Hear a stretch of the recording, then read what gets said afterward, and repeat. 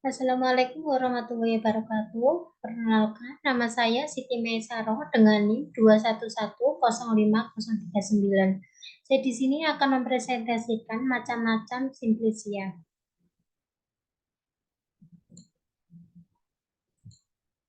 Yang pertama ada simplisia radix.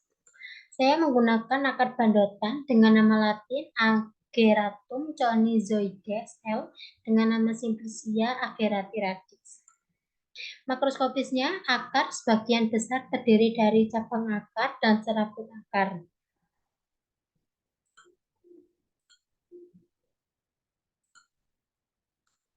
Seperti ini, serabut-serabut kecil-kecil ini. Terus berwarna coklat. Nah, ini coklat kayak coklat muda gini. Akar tunggal berbentuk silindrik, lurus, atau agak berterpiling. Serabut agak berbentuk benang halus, agak berkelok-kelok, panjang sampai lebih kurang 8 cm, garis tengah 3 mm sampai 5 mm, dengan bekas patahan tidak rata, warna keputih-keputihan.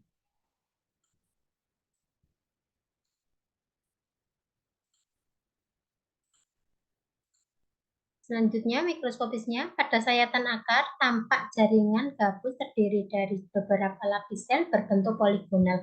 Dinding tebal berlapis-lapis, parenkim korteks terdiri dari beberapa lapis sel besar dinding tipis berisi butir bati, diantaranya terdiri sel sekresi besar dan sel batu kecil dinding tebal bernoktah parenkim floem terdiri dari beberapa lapis sel. Bentuk bundar dinding tipis, di bawah parenkim terdapat floem xilem terdiri dari trakea dan parenkim xilem. Dinding tebal berlignin, diantaranya terdapat serabut xilem, jari-jari teras terdiri dari beberapa lapis sel. Yang pertama, ada amilum. Amilum adalah karbohidrat kompleks yang tidak larut dalam air, yang berwujud putih tawar dan tidak berbau. Amilum disimpan oleh tumbuhan hijau sebagai sisa dari proses fotosintesis yang difungsikan sebagai cadangan makanan. Nah, berikut ini bentuknya bulat-bulat kecil, tidak beraturan, ada yang sedikit besar. Nah, seperti itu.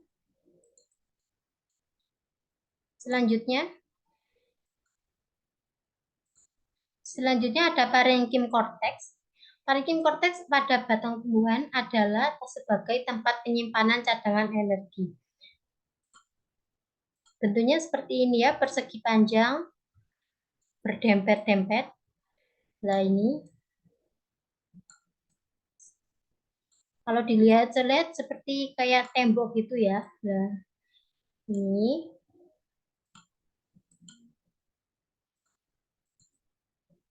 Nah, selanjutnya ada parenkim floem, merupakan jaringan parenkim yang terdiri dari jaringan pengangkut tapis. Komponen penyusun floem ini berfungsi sebagai tempat penyimpanan karbohidrat, tanin, resin, lemak, dan zat organik yang lain. Gambarnya hampir sama seperti tadi, persegi panjang, berdempet-dempet, ini. Terus, tapi di dalamnya ini ada bulatan-bulatan kecil lah ini. Kecil-kecil ini yang membedakan. Ada yang bersegitiga, tapi juga tidak sama. Gila.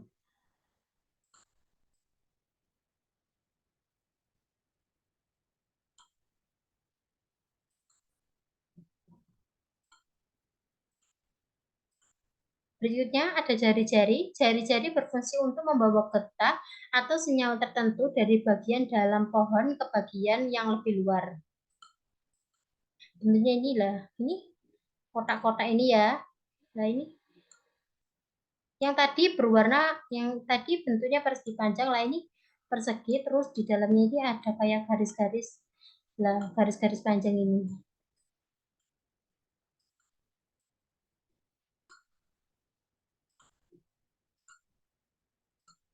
Selanjutnya ada serabut. Fungsi utama akar serabut adalah sebagai memperkokoh berdirinya tumbuhan. Nah, ini bentuknya tadi yang ada di dalamnya itu panjang, terus ada kayak berlapis gini. Nah, ini panjang-panjang ini.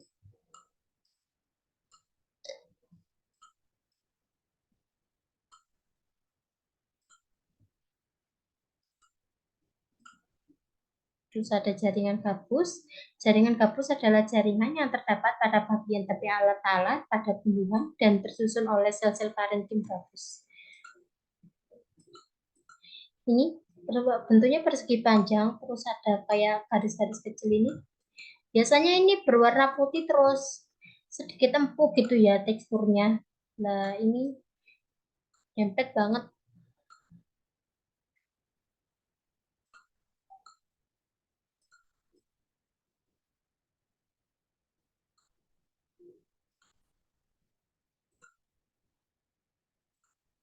Selanjutnya ada trakea. Trakea berfungsi sebagai pipa kapiler untuk pengangkutan air di dalam tubuh manusia. Ini panjang. Nah, ini panjang. Terus ini ada bulatan-bulatan kecil lah ini. Nah, ini memanjang bulatan-bulatan kecil ini sampai nah, terus ini ada kayak garis-garis kecil. Nah, garis kecil ini terus ini ada bulatan lagi sebagai penyekat ini. Nah,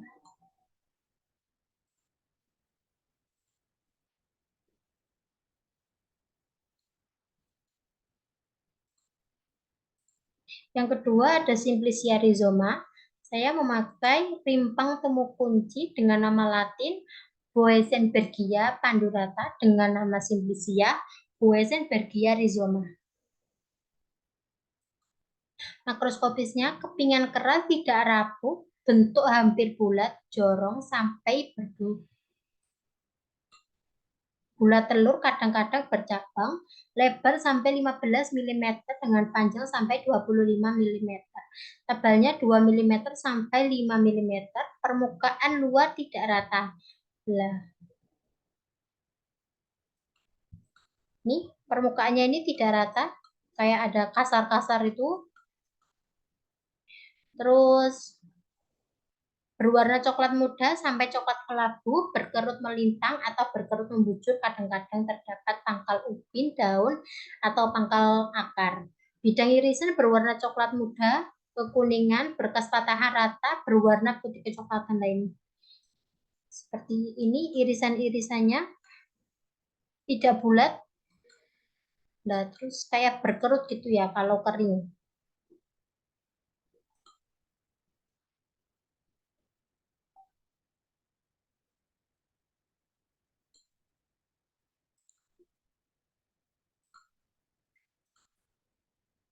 Mikroskopisnya, fragmen pengenal adalah amilum, jaringan gabus, tetes minyak, dan berkas pengangkut dengan penebalan tipe tangga.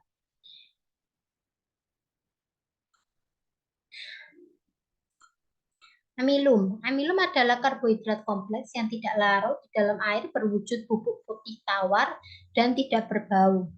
Nah, ini gambarannya, ini bulat-bulat kecil ini berwarna putih. Ada yang kayak lonjong gitu ya. Ini lah berdempet-dempet. Ada yang sangat kecil ini.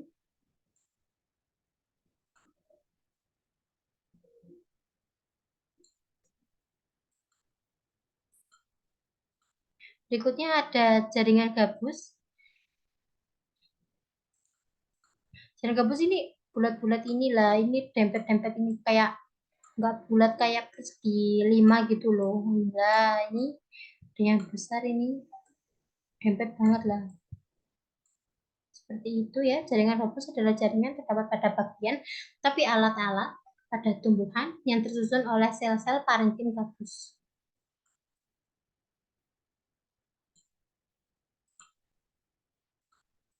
Selanjutnya ada tetes minyak. Tetes minyak itu yang inilah, ini bulat-bulat kecil ini berwarna coklat hampir keemasan inilah, ini tetes coklat lah ini. Terus ini tidak semuanya, sebagiannya sedikit-sedikit gitu.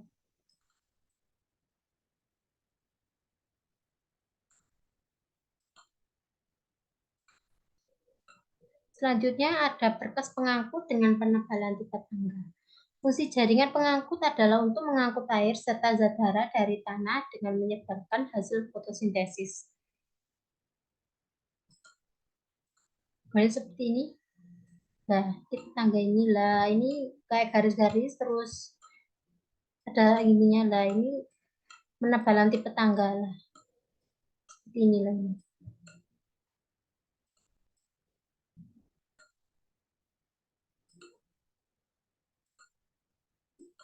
Yang ketiga ada Simplicia floss.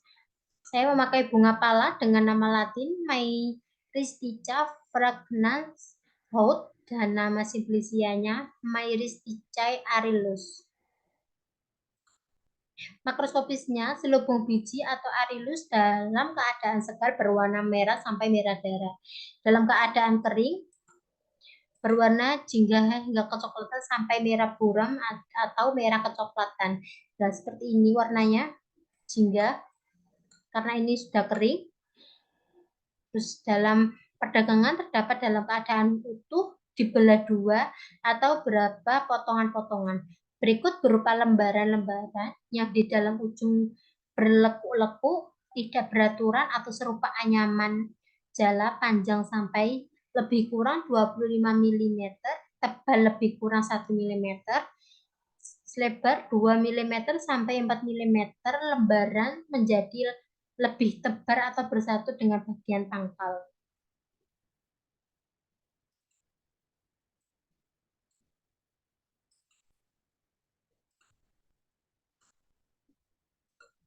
Mikroskopisnya, sel epidermis luar berbentuk segi empat atau segi empat panjang dinding tangensial luar, tebal, tidak berignin. Pada pandangan tangensial, sel epidermis luar berbentuk jorong atau bulat panjang ujung, kadang-kadang meruncing. Di bawah terdapat satu atau dua lapis sel hipodermis bentuk poligonal. Dinding angka tebal, warna jernih, jaringan selebihnya terdiri dari sel parenkim. Bentuk zodiametrik, berdinding tipis, berisi granula amilodextrin dengan bermacam-macam bentuk. Di antara sel parenkim terdapat sel minyak yang besar dan bermacam besar mengandung minyak berwarna kuning sampai kuning kecoklatan. Berkas pembuluh tipe bikolateral terletak di bagian luar epidermis dalam terdiri dari sel berupa epidermis luar. Berikut adalah skemanya. Nomor 1 ada sel epidermis dan parenkim. Fungsi dari epidermis yaitu sebagai pelindung paling luar pada setiap organ tubuh, dan jaringan parenkim berfungsi untuk membuat zat makanan, menyimpan cadangan makanan, menyimpan air, menyimpan udara, dan jaringan regenerasi. Gambarnya seperti ini, persegi 5 ini berdempet-dempet.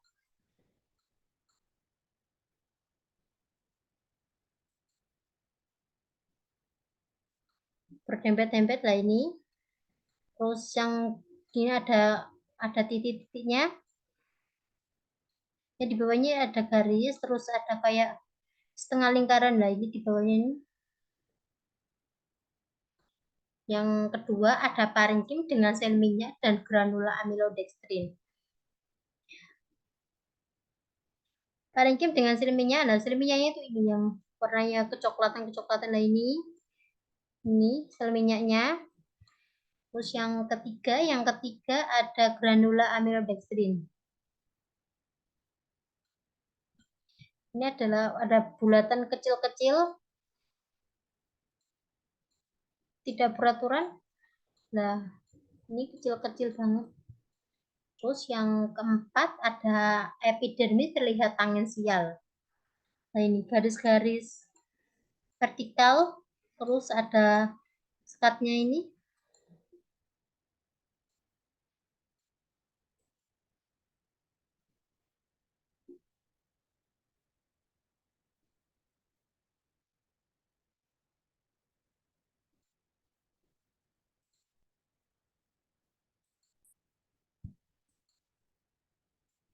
Selanjutnya ada Simplicia fructus.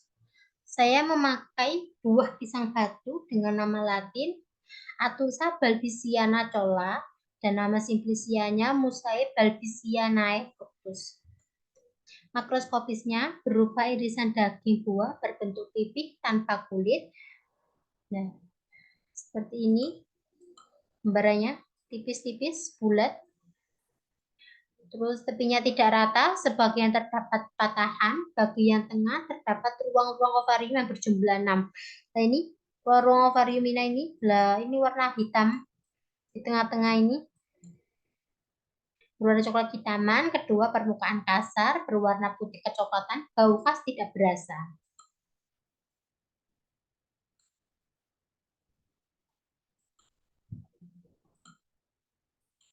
Mikroskopisnya, fragmen pengenai adalah parenkim fragmen biji dan berkas pengangkut dengan penebalan tipe spiral, jaringan penguat dan parenkim dengan bentuk sel memanjang. Yang pertama ada parenkim. Nah ini bentuknya ada yang memanjang, ada yang sedikit bulat ini.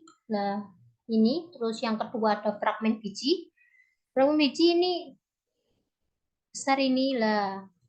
Ini bentuknya kecil, ada yang sedikit bulat itu. Terus ada yang ketiga fragmen biji dengan berkas pengangkut dengan penebalan tipe spiral. Nah, ini ada bulatan-bulatan kecil ini. Tapi bulatan panjang ini. Nah, terus ini ada kayak garis-garis vertikal, horizontal ini ya. Terus yang keempat ada jaringan penguat. Jaringan penguat ini garis horizontal ini. Nah, ini kayak hampir kayak serabut gitu ya. Terus yang kelima ada parenkim dengan bentuk sel memanjang lain. Panjang-panjang gini, tapi ujungnya kayak masih menyatu lah ini.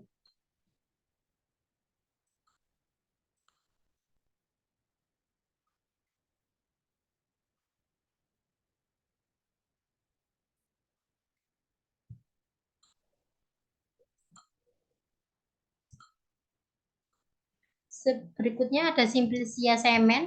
Saya menggunakan biji ketapang dengan nama latin Terminaliae catap AL dengan nama Simplicia terminaliae semen. Makroskopisnya bentuk jorong, bagian ujung agak meruncing. Ini ujungnya ini runcing ini lah, ini. Terus bentuknya agak pipi, bagian pangkal membulat. Lah ini kayak bulat terus tapi ujungnya itu kayak runcing gitu dengan panjang lebih kurang 25 mm, lebar bagian tengah kurang dari 10 mm, tebal di bagian tengah kurang lebih 7 mm, kulit biji tipis serupa selaput, umumnya berwarna kecoklatan di bagian pangkal dan sebagian pinggir berwarna coklat tua. Biji berkeping dua, bagian dalam berwarna keputih-putihan.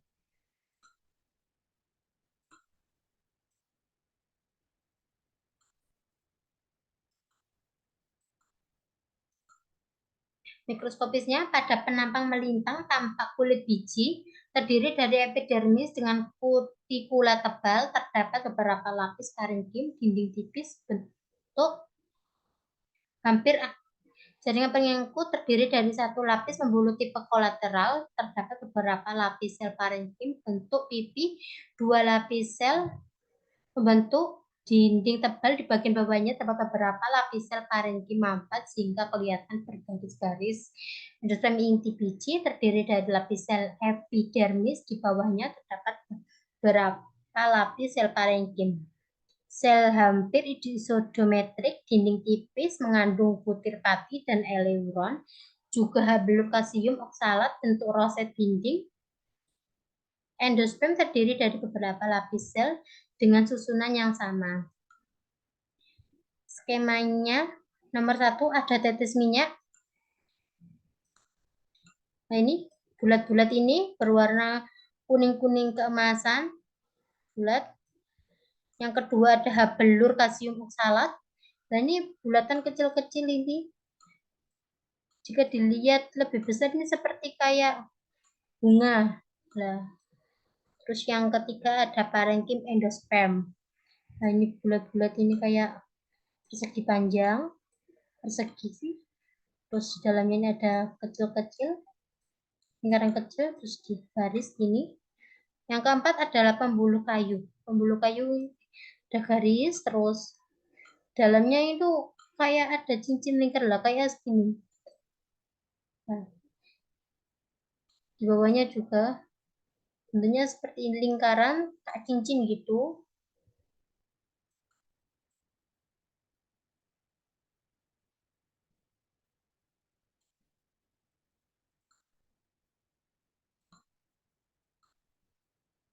Selanjutnya ada Simplicia talus, rumput laut alga coklat.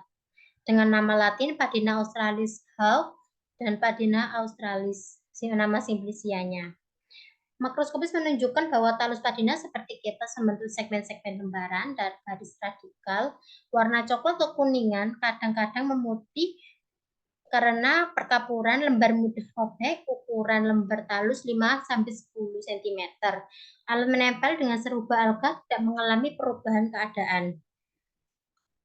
Mikroskopisnya, pemeriksaan mikroskopis irisan melintang talus dalam karbohidrat menunjukkan bahwa talus Padina australis terdiri dari epidermis dan parenkim. Seperti ini gambarnya. Nah, ini garis, terus di dalamnya ada bentuk yang tidak sama, ada yang berlengkok-lengkok, ada yang bulat-bulat. Jaringan epidermis berfungsi sebagai melindungi bagian dalam organ sehingga tidak bersentuhan langsung dengan pengaruh keadaan di luar organ. Jaringan parenkim berfungsi sebagai tempat fotosintesis untuk menyimpan cadangan makanan.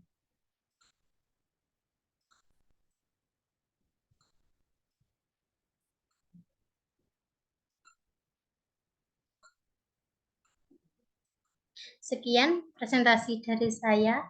Apabila ada salah, kurang kata, mohon dimaafkan. Wassalamualaikum warahmatullahi wabarakatuh.